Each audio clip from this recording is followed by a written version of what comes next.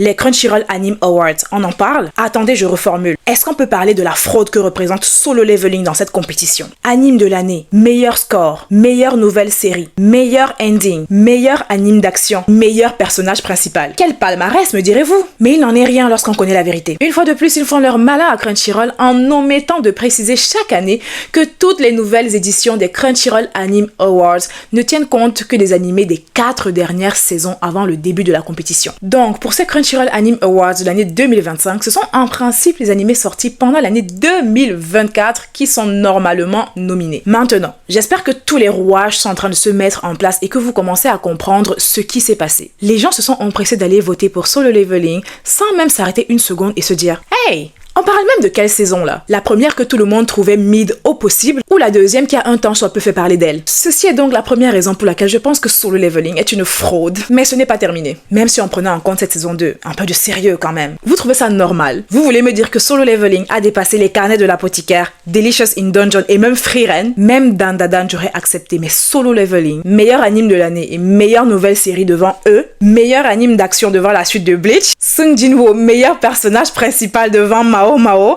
Kafka Ibino, Okarun ou même Momo Ayase, et le meilleur ending devant celui de Kaiju numéro 8? Mais de qui se moque-t-on? On vous met les power-up, les sons et les lumières avec un seul épisode où le male lead pleure un peu et c'est bon? On vous a eu?